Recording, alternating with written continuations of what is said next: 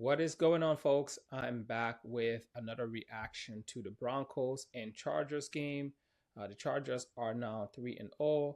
Again, a typical Harbaugh team, right? The first year they try to figure it out. Second year they really get it going. I think this is one of the biggest performances we've seen from one of the rookie running backs this year. I mean, Hampton here we had what 19 for 70 and a touchdown. This is the performance that we were looking for when we drafted Hampton, when there was so much hype around him throughout the offseason. He also had 6 for 59 here without a score. That is a big game for a rookie running back. So I think he and Judkins are like the two rookie running backs that have really produced thus far, and this is a really big game for Hampton here. On the Broncos side, like the top player on this offense are players rather are Cortland Sutton and J.K. Dobbins. I'm so happy for Dobbins. The injuries have really set him back in his career. It's good to see this guy surfacing in yet another offense and taking hold of that offense. I hope he can stay healthy. But if you drafted him for $1 or $2 late in the drafts, you are probably doing cartwheels right now. I don't have any shares of J.K. Dobbins. I wish I did. I did draft Harvey over him in most of the areas where I have a Denver running back. But yeah, from the QB side of this, I mean, there's not really much from Bo Nix. I mean, he had 8 for 33. That's a solid day. And then, like in the past game, 1 touchdown to Cortland Sutton. That's a solid day. You would take it. I know in Superflex leagues, that's not really what you're looking for when you drafted him and based on how much you spent. I think Bo Nix, after the big four, Lamar, Josh Allen, and Jalen Hurts, and who else? And Jaden Daniels. This is a guy who was going as like that next QB, right? He was like the next mobile QB who can do a lot on the ground and a lot in the air. So people were spending a huge portion of their um, salary cap budgets on him. But thus far, he's been really quiet this year. Whereas guys like Herbert was going later, and Herbert's been like on fire in this offense. 300 yards, 1 touchdown. You would take that any day. On the run game side, he really didn't do too much today, but the prior games he was really active in the run game as well. Even if he's giving you like 30 yards per game, that's you take that with what he's doing in the passing game. Uh, yeah, like I said, Hampton in this game just dominated, right? And Najee Harris really didn't do much. So if you had Najee hoping that he'll really take some carries away from Hampton, you might want to think that again, right? Like this kid was drafted there for a reason. I think it took him a few weeks to really get going.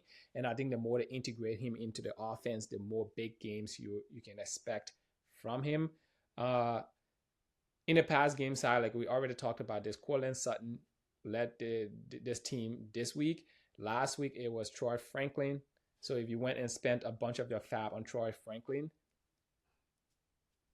I'm sorry, maybe I think everyone is good to have both guys in our offense, but I think there will be matchup based games for both guys, right? That's what I'm seeing, right? The first game it was Sutton's game. Last week it was Troy Franklin. I think Sean Payton saw something on tape that he wanted to exploit, so he used Franklin a lot last week. This week it's Cortland Sutton, and I think you would just kind of see those type of like ebb and flow. So it's going to be really hard to pinpoint weeks where you should start either of these guys. J.K. Dobbins didn't do much in the passing game. We didn't hear much from A.J. Harvey on both sides of the ball. If you have A.J. Harvey, I'm not going to say drop him, but like he's maybe a week or two away from being dropped, right? But again, keep in mind injuries. It can happen at any time. And I think if injuries happen in this backfield, he's positioned to get some of like the share of that backfield, or maybe not, right? I don't know how Sean Payton feels about Harvey, but there was so much hype around him going into this season, and we spent a lot of money to acquire the services of one Harvey, just so Sean Payton can pull the okey doke on us. From the Chargers side in the passing game, Quentin Johnston, right? This is a guy who I was drafting for $2, $3 in the draft towards the end of the draft. And I kept looking at my ranking and I would see that he's ranked higher. And he's just not efficient. And so I kept drafting him, and he's been one of like the unbelievable surprises on my bench, on my team thus far.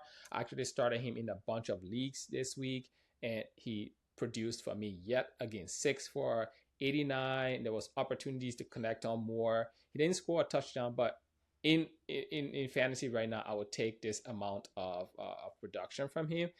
Keenan Allen yet again scored another touchdown. That's 3 games and 3 touchdowns. Throw Keenan Allen in your lineups going forward. Throw Quentin Johnston in your lineups going forward. The Chargers don't have a tight end, and so by default, most of those opportunities are going to these wide receivers. Ladd McConkey, I don't have shares of Ladd McConkey, but I think there will be opportunities for him as well. But he's been a little quieter than we expected based on where we drafted him. This guy was going as one of the top wide receivers in the draft. People were shelling out close to $40, $50 for the services of Ladd McConkey. To have this level of performance is not what we expected. I just think there's a better rapport with Keenan Allen and Johnston, and the way the offense is set up right now, that those guys are getting the shine. But I think there are better days for Ladd McConkey. All right, guys, from our waiver wire standpoint, one thing I would say is make sure you're picking up your backups for your key running backs here. There's not much implication on this game from a waiver wire standpoint. I would say the biggest takeaway here is start Johnston and Keenan Allen going forward. I think there will be plenty of opportunities for them to capitalize. And Hampton is who we thought he was. All right, guys. We'll be back with more. Until then, peace out.